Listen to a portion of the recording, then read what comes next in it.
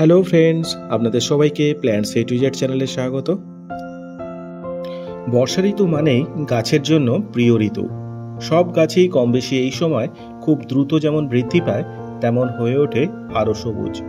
আর এই সময়ে নতুন চারা গাছ বসালে যেমন তার খুব একটা কেয়ারের দরকার পড়ে না, তেমনভাবেই কোনো গাছের ডাল থেকে এই সময় নতুন গাছ বানানো যায় খুব সহজে।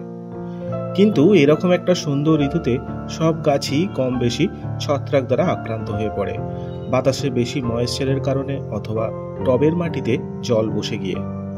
তাই প্রতিটা গাছকেই এই ছত্রাক থেকে দূরে রাখতে গাছে কি দেবেন, কেন দেবেন, কখন দেবেন এবং দিলে কি উপকার পাওয়া যায়, আর সেই সব ব্যাপারেই এই ভিডিওতে বলবো। তাই দেখতে থাকুন পুরো ভিডিওটি।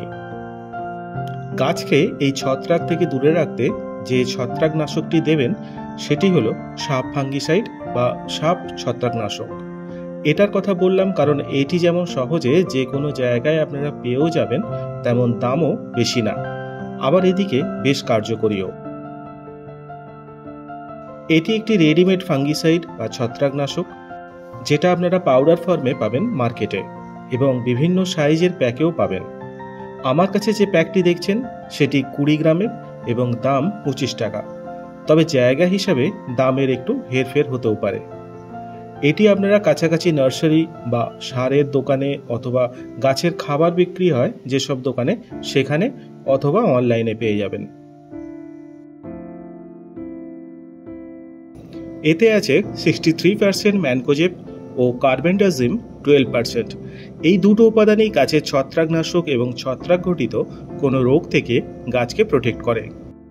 এতে যে দুটি উপাদানের কথা বললাম তার মধ্যে কার্বেন্ডাজিম সিস্টেমিক ওয়েতে কাজ করে, অর্থাৎ সহজভাবে বলতে গেলে এটি গাছের প্রতিটা কোষে পৌঁছে গিয়ে ছত্রাকের বৃদ্ধিকে রোধ করে দেয়। আবার ম্যানকোজেব যেটি 63% আছে সেটি কাজ করে কন্ট্যাক্ট ওয়েতে, অর্থাৎ ছত্রাক এবং গাছের মধ্যে একটা প্রাচীর তুলে দেয়, যে কারণে গাছের ক্ষতি রোধ হয় ছত্রাক থেকে এবং ছত্রাকগুলো আর ছড়িয়েও পড়তে পারে না গাছের অন্যান্য অংশে। কোন কোন গাছগুলোতে এই ছত্রাকনাশক আপনারা দিতে পারবেন সেটা জেনে নেওয়া যাক। এই ফাঙ্গিসাইডটি ফুল ও ফলের গাছ দুটোতেই কিন্তু আপনারা দিতে পারেন। সুস্থ গাছগুলোর পাশাপাশি যেসব গাছগুলো দেখছেন ছত্রাক দ্বারা আক্রান্ত হয়েছে বা হতে পারে, সেই সব গাছগুলোতে দিতে কিন্তু একদমই ভুলবেন না। কিন্তু বুঝবেন কিভাবে যে আপনার গাছ ছত্রাক দ্বারা আক্রান্ত হয়েছে? যখন দেখবেন গাছের পাতাগুলো এইভাবে কালো হয়ে যাচ্ছে বা পচে যাচ্ছে এবং কাণ্ডটি এইভাবে পচে গেছে বা কালো হয়ে যাচ্ছে এবং গাছটির পাতাগুলোও ঝিমিয়ে পড়েছে ও লুটিয়ে পড়েছে, তখন বুঝবেন গাছটি ছত্রাক দ্বারা আক্রান্ত হয়েছে।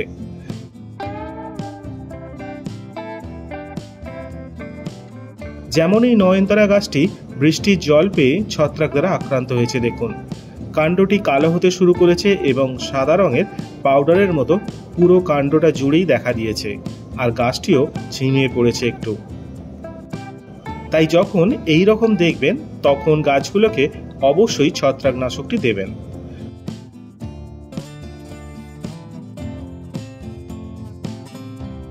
নয়নতারা ছাড়াও যেসব গাছগুলো বেশি ছত্রাক দ্বারা আক্রান্ত হয় সেই সব গাছগুলি হলো অ্যাডেনিয়াম, গোলাপ, জবা, এছাড়াও মানি প্ল্যান্টের মতো বেশ কিছু ইনডোর প্ল্যান্টস।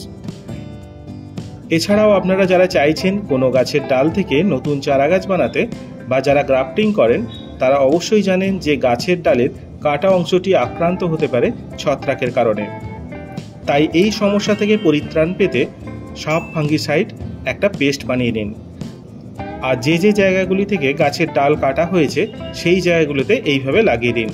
তাহলে আর ওই জায়গা থেকে পচন ধরবে না এবং ডালটিও সুস্থ থাকবে।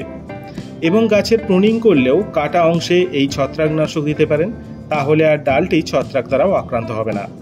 তাই যখন ডাল কেটে নতুন গাছ বানাচ্ছেন বা গ্রাফটিং করছেন, তখন অবশ্যই কাটা অংশে এই সাপ ফাঙ্গিসাইডটা দিতে ভুলবেন না। আর যদি প্রুনিংয়ের ব্যাপারে বিস্তারিত জানতে চান, তাহলে আমার চ্যানেলে এই ভিডিওটি দেখতে পারেন, যেটার লিঙ্ক আপনারা এই ভিডিওর ডেসক্রিপশনে পেয়ে যাবেন। এটি দুভাবে দেওয়া যেতে পারে, গাছের পাতায় ডাইরেক্ট স্প্রে করে আর মাটিতে পাউডার হিসাবে। যদি পাতায় স্প্রে করেন তাহলে 1 লিটার জলে 1 গ্রাম ভালো করে মিশিয়ে নিয়ে স্প্রে করুন গাছে। তবে প্রতিবার ব্যবহারের আগে অবশ্যই একটু করে ঝাঁকিয়ে দেবেন স্প্রে কন্টেনারটা, কারণ স্প্রে কন্টেনারটা কিছু সময় স্থির থাকলে কিছু ফাঙ্গিসাইডের গুঁড়ো নিচে গিয়ে থিতিয়ে যায়। তাই একটু ঝাঁকিয়ে নিয়ে তারপর স্প্রে করুন। তবে যখন এটি স্প্রে করবেন তখন গাছের পাতাগুলো এই ছত্রাকনাশকটি দিয়ে ভালোভাবে ভিজিয়ে দেবেন, যেন জল টোপে পড়ে পাতা থেকে, ঠিক এইভাবে। আবার এটি আপনারা টবের মাটিতে মিশিয়ে দিতে পারেন টবের মাটি তৈরির সময়। আর যদি মাটি তৈরির সময় দিতে ভুলে যান তাহলে মাটির ওপর এইভাবে ছড়িয়ে দিতে পারেন। এতে গাছের শিকড়গুলো পচনের হাত থেকে রক্ষা পায় অনেকটা। বিশেষ করে যেসব টবগুলো আপনারা আপনাদের বাড়ির ছাদে রেখেছেন এবং পুরো বর্ষার জলই গাছগুলো পাবে সেই সব গাছগুলোতে। এবার বলি কখন দেবেন এই ছত্রাকনাশকটি। বর্ষার সময় দিলে বৃষ্টির জন্য পাতা থেকে ধুয়ে যেতে পারে, তাই বৃষ্টি হচ্ছে না এবং গাছের পাতাও শুকনো আছে এই রকম সময় দেবেন। এবং দেওয়ার 2 ঘন্টার মধ্যে যেন আর বৃষ্টি না হয় সেটা লক্ষ্য রাখবেন। আর যদি বৃষ্টি হয়ে যায় তাহলে পরদিন আরেকবার স্প্রে করে দেবেন। আসলে ফাঙ্গিসাইডটি গাছের পাতায় দেওয়ার পর শুকনো হতে টাইম দিতে হবে, না হলে পুরো কাজ পাওয়া যাবে না। তবে চেষ্টা করবেন বিকেলের দিকে অথবা সন্ধ্যার সময় দিতে, তাতে গাছের ক্ষতি হয় না তেমন। যেসব গাছগুলো আপনার বাড়ির বাইরে রেখেছেন অর্থাৎ আউটডোর প্ল্যান্ট, সেই সব গাছগুলোতে আপনারা 15 দিন অন্তর একবার করে স্প্রে করবেন এবং টবের মাটিটিও একটু করে ভিজিয়ে দেবেন এই ফাঙ্গিসাইডটা দিয়ে। আর যেগুলো ইনডোর প্ল্যান্ট সেগুলোতে মাসে একবার করে দেবেন এবং একইভাবে গাছের পাতা এবং মাটি একটু করে ভিজিয়ে দেবেন। আউটডোর প্ল্যান্টের ক্ষেত্রে বর্ষায় 15 দিন অন্তর আর ইনডোর প্ল্যান্টের ক্ষেত্রে 30 দিন অন্তর এটা ব্যবহার করতে বললাম, কারণ এটি একবার স্প্রে করলে বা মাটিতে দিলে তা স্থায়িত্ব প্রায় 20 থেকে 30 দিন। তাই বারবার স্প্রে করবেন না, বারবার ব্যবহারে পার্শ্ব প্রতিক্রিয়া দেখা দিতে পারে গাছের ওপর। তাহলে এই বিষয়গুলি আপনারা খেয়াল রেখে বর্ষার আগেই বা বর্ষার সময় গাছে এই ফাঙ্গিসাইডটা দিতে পারেন। তাহলে আপনাদের একটি গাছও ছত্রাক দ্বারা আক্রান্ত হবে না, যেমন তেমন মরেও যাবে না, আর থাকবে চিরসবুজ।